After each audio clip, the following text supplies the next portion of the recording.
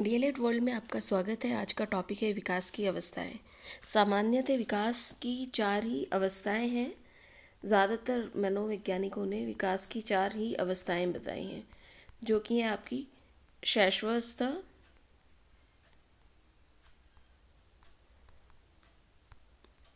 बाल्यावस्था,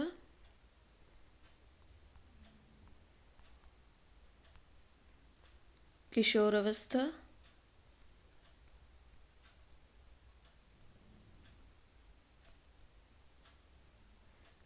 और फोर्थ है आपकी प्रौढ़ावस्था। शैशवावस्था सामान्यतः आपकी 5 जन्म से लेके 5 या 6 वर्ष तक की मानी जाती है, जबकि बाल्यावस्था आपकी 5 या 6 वर्ष से 12 वर्ष तक मानी जाती है और किशोरावस्था आपकी 12 से 18 वर्ष के बाद आपकी प्रौढ़ अवस्था शुरू हो जाती है। अब देखते हैं हम कि किस किस मनोवैज्ञानिक ने क्या क्या विचार दिए अवस्थाओं के संबंध में, उनको डिस्कस करते हैं। विकास की अवस्थाएं। विकास की प्रक्रिया में बालक कुछ सोपानों या अवस्थाओं में से गुजरता है। इनके संबंध में वैज्ञानिकों में मतभेद है। सामान्य रूप से इनका वर्गीकरण 4 भागों में किया जाता है, जैसे कि शैशवावस्था जन्म से 5 या 6 वर्ष तक, बाल्यावस्था 5 या 6 वर्ष से 12 वर्ष तक, किशोरावस्था 12 वर्ष से 18 वर्ष तक, प्रौढ़ावस्था 18 वर्ष के बाद। तो सामान्यतः 4 भागों में ही इनका वर्गीकरण किया गया है। अब देखते हैं मनोवैज्ञानिकों के विचार कि मनोवैज्ञानिकों ने कितनी अवस्थाओं में विकास की अवस्थाओं का वर्गीकरण किया है।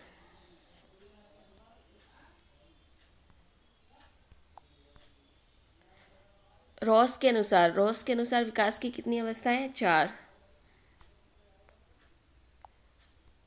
आपकी रॉस ने 4 भागों में वर्गीकृत की है। आपकी शैशवावस्था है 1 वर्ष से 3 वर्ष तक, जबकि आरंभिक या पूर्व बाल्यावस्था कितनी है? 3 से 6 वर्ष तक। उत्तर बाल्यावस्था जो है 6 से 12 वर्ष तक है। किशोर अवस्था 12 से 18 वर्ष तक। एक सैले हैं, सैले ने सबसे कम भागों में वर्गीकृत किए हैं विकास की अवस्थाएं, जो कि 3 है। तो आप इसको याद रखिएगा, सबसे कम किसने की है वर्गीकृत? सैले ने की है। सैले के अनुसार मानव विकास की मात्र 3 अवस्थाएं हैं। शैशवावस्था 0 से 5 वर्ष तक, बाल्यावस्था 6 वर्ष से 12 वर्ष तक, किशोरावस्था 13 वर्ष से 18 वर्ष तक। अर्नेस्ट जॉन्स का वर्गीकरण जो है वो भी सामान्य वर्गीकरण है। अर्नेस्ट जॉन्स ने भी 4 भागों में वर्गीकृत किया है विकास की अवस्थाओं को। शैशव काल जन्म से 5 या 6 वर्ष तक, बाल्यकाल 6 वर्ष से 12 वर्ष तक, किशोरावस्था 12 से 18 वर्ष तक, प्रौढ़ अवस्था 18 वर्ष के बाद।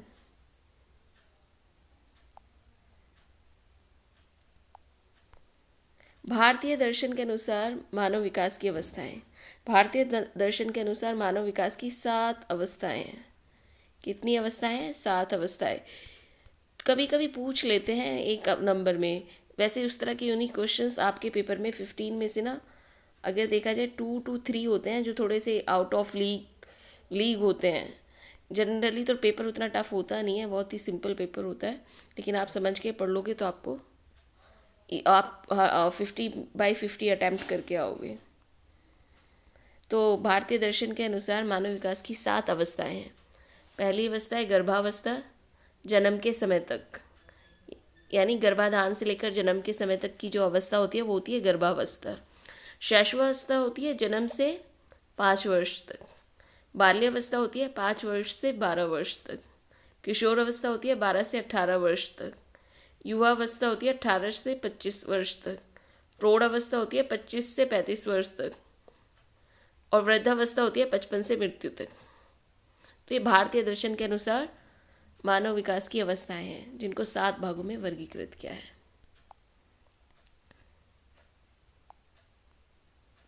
कॉलसनिक के अनुसार मानव विकास की अवस्थाएं। कॉलसनिक का आपका प्रीवियस ईयर में क्वेश्चंस पूछा गया है 1 नंबर में कि कॉलसनिक के अनुसार मानव विकास की कितनी अवस्थाएं हैं। तो कॉलसनिक के अनुसार भी मानव विकास की 7 अवस्थाएं हैं। यानी आपको पता चला भारतीय दर्शन के अनुसार 7 अवस्थाएं हैं, कॉलसनिक के अनुसार 7 अवस्थाएं हैं। सबसे कम अवस्थाएं 3 अवस्थाएं किसने दी हैं आपको? सैले ने दी है। अदरवाइज सबने 4 ही भागों में वर्गीकृत किया है अवस्थाओं को। सैले ने आपकी सबसे कम 3, भारतीय दर्शन और कॉलसनिक ने 7 भागों में वर्गीकृत किया है। उसके अलावा आपका कॉल ने सबसे ज़्यादा भागों में वर्गीकृत किया है, वो मोर देन 7 भागों में वर्गीकृत किया है विकास की अवस्थाओं को। तो कॉलसनिक के अनुसार मानव विकास की अवस्थाएं गर्भावस्था, गर्भाधान से जन्म तक, नवशैशव जो कि सबसे छोटा बच्चा होता है, जन्म के से 3 या 4 सप्ताह तक का जो बच्चा होता है उसे नवशैशव कहते हैं। फिर आरंभिक शैशव होता है, 1 या 2 माह से 15 माह तक का जो बच्चा होता है उसको आरंभिक शैशव कहते हैं। उत्तर शैशव कहते हैं 15 माह से 30 माह तक का बच्चे को। पूर्व बाल्यकाल अवस्था जो शुरू होती है, मीन्स इन्होंने शैशव अवस्था को 3 भागों में डिवाइड कर दिया है। आपकी गर्भावस्था तो ही गर्भाधान से जन्म तक, ये गर्भावस्था आपकी ना विकास की प्रारंभिक स्टेज है, और जबकि आपकी शैशवावस्था द्वितीयक स्टेज में आती है, द्वितीय चरण है विकास का। फिर आपका किशोर अवस्था बाल्यावस्था होती है तृतीय चरण पे, और चतुर्थ पे आपकी किशोर अवस्था होती है। तो गर्भावस्था गर्भाधान से जन्म तक है। यहाँ पे इन्होंने शैशवावस्था को नव शैशव, आरंभिक शैशव और उत्तर शैशव में कर दिया है। उत्तर शैशव आपकी 15 से 30 माह तक होती है, वही 2.5 साल तक की। फिर आपकी पूर्व बाल्यकाल, यानी इन्होंने बाल्यकाल अवस्था को भी 2 भागों में वर्गीकृत किया है, पूर्व बाल्यकाल और मध्य बाल्यकाल। पूर्व बाल्यकाल आपका 2.5 वर्ष से 5 वर्ष तक का है, जबकि मध्य बाल्यकाल 9 वर्ष से 12 वर्ष तक का है। किशोर अवस्था सब में ज़्यादातर में आपको एक ही देखने को मिलेगी, 12 वर्ष से ही स्टार्ट होती है, कहीं 12 से 18 होगी तो कहीं 12 से 21 होगी।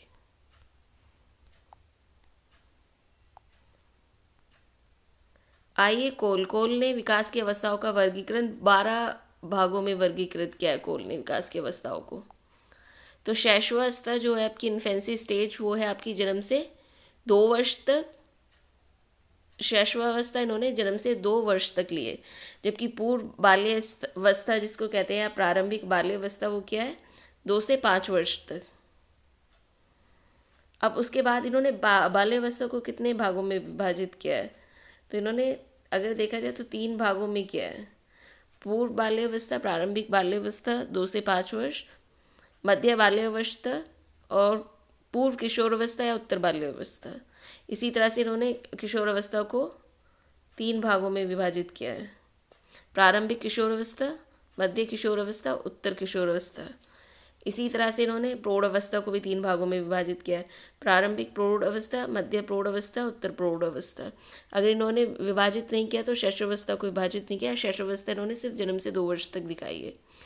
बाकी इन्होंने आपकी बाल्यावस्था को भी 3 भागों में विभाजित किया है, प्रारंभिक, मध्य, पूर्व, प्रारंभिक, मध्य, उत्तर।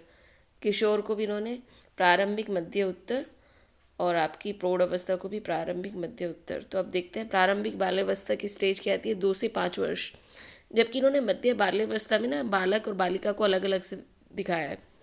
बालक की जो मध्य बाल्यावस्था होती है वो 6 से 12 वर्ष है, 6 से 12 वर्ष बालक की मध्य बाल्यावस्था है, जबकि बालिका की 6 से 10 वर्ष है। क्योंकि ज़्यादातर देखा गया बालिका जल्दी मेच्योर हो जाती हैं, इसलिए उनको 2 साल कम दिखाया गया, उनमें परिपक्वता जल्दी आती है कंपैरिजन टू बालक। पूर्व किशोरावस्था या उत्तर बाल्यावस्था की जो स्टेज है वो आयु है, आयु काल आपका बालक का 13 से 14 है और बालिका 11 से 12 है। मीन्स आपकी किशोरावस्था बाल्यावस्था देखा जाए तो 6 साल से बालक और बालिका की 14 साल की आयु तक दिखाई गई है। 6 से स्टार्ट होती है, 6 से 12 आपकी मध्य बाल्यावस्था है। प्रारंभिक बाल्यावस्था को कंसीडर करेंगे तो 2 to 5 आप ले लीजिएगा उसको। 6 से 12 बालक की है, बालिका की 6 से 10 है। उत्तर बाल्यावस्था 13 to 14 बालक की है और बालिका की 11 to 12 है। अब देखिए प्रारंभिक किशोरावस्था। प्रारंभिक किशोरावस्था इन्होंने बालक की 15 से 16 है और बालिका की 12 से 14 है। मध्य किशोरावस्था आपकी बालक की 17 से 18 वर्ष है, बालिका की 15 से 17 वर्ष है। उत्तर किशोरावस्था इसी प्रकार से 19 से 20 वर्ष है और बालिका की 18 से 20 वर्ष है। प्रारंभिक प्रौढ़ अवस्था, आपकी प्रौढ़ अवस्था 18 के बाद ही शुरू होती है, तो प्रारंभिक प्रौढ़ अवस्था जो लिए इन्होंने 21 से 34 वर्ष की लिए। और मध्य प्रौढ़ अवस्था आपकी 35 से 49 वर्ष लिए। उत्तर प्रौढ़ अवस्था 50 से 64 वर्ष लिए। और प्रारंभिक वृद्धावस्था आपकी 65 प्लस है, 65 से 74। और 75 प्लस आपकी वृद्धावस्था है, लेकिन जनरली ऐसा देखा नहीं गया है कि 75 से ही पहले वृद्धावस्था के आपको देखने के लिए मिलते हैं। तो ये कोल का वर्गीकरण था। कोल ने विकास की अवस्थाओं को 12 भागों में वर्गीकृत किया है।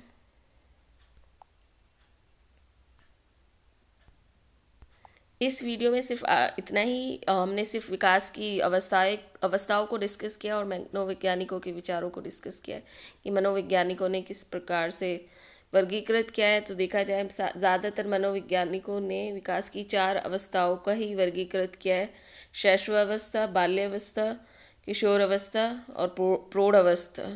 लेकिन कहीं कहीं गर्भावस्था को भी आपको देखने को मिलेगा, लेकिन क्योंकि जनरली गर्भावस्था प्रारंभिक अवस्था है विकास की, तो मतभेद हैं वैज्ञानिकों के, तो उसमें कुछ नहीं कहा जाता है। लेकिन अगर आपका ऑब्जेक्टिव में पूछा जाए तो आपकी गर्भावस्था प्रारंभिक अवस्था में आती है, जबकि शैशवावस्था द्वितीय अवस्था होती है विकास की,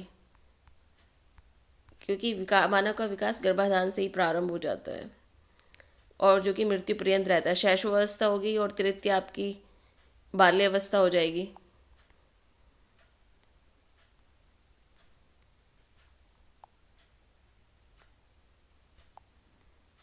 बाल्यावस्था, फिर आपकी किशोर अवस्था,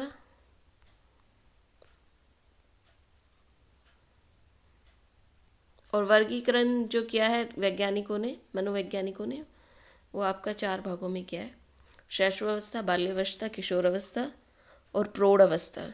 और सबसे कम वर्गीकरण आपका क्या है? सैले ने 3 भागों में। फिर भारतीय दर्शन,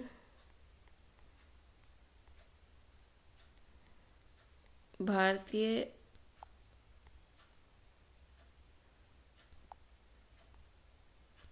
दर्शन और कॉल सैनिक ने आपका 7 भागों में विकास की अवस्थाओं को वर्गीकृत किया है। 7। और एक कोल है, सिर्फ वैसे कोल को पूछा नहीं जाता है, ये सिर्फ आपकी नॉलेज के लिए मैंने यहाँ पे ऐड कर दिया था। कोल ने आपका सबसे ज़्यादा वर्गीकरण किया है 12 भागों में। उसने क्या किया है, बाल्यावस्था, किशोरावस्था, प्रौढ़ अवस्थाओं को 3 भागों में डिवाइड कर दिया है। बाकी तो वो सेम ही है, आप एक बार नज़र ध्यान से पढ़ोगे तो याद भी हो जाएगा। प्रारंभिक, मध्य और उत्तर बाल्यावस्था, ये इन तीनों अवस्थाओं को 3 प्रारंभिक और मध्य और उत्तर में वर्गीकृत किया है। तो ज़्यादातर कभी कभी ना ये पूछ लिया जाता है, सैले ने ऑब्जेक्टिव में तो यही आता है कि सैले ने कितनी अवस्थाओं में वर्गीकृत किया है, तो ज़्यादातर ने 4 में ही किया है। तो आप आँख बंद करके भी लगा सकते हैं, सिर्फ आपको ये डिफरेंस याद करने पड़ेंगे।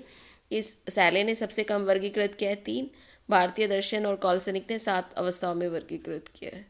क्योंकि अति लघु में भी पूछ लेते हैं, अगर अति लघु में आपसे पूछते हैं ना कि कितनी भागों में वर्गीकृत किया है, तो आपको लिखना भी पड़ेगा कि भारतीय दर्शन के अनुसार अवस्थाओं को 7 भागों में वर्गीकृत किया है। तो 7 अवस्थाओं के नाम लिखने पड़ेंगे, तब आपको 1 नंबर पूरा मिलेगा।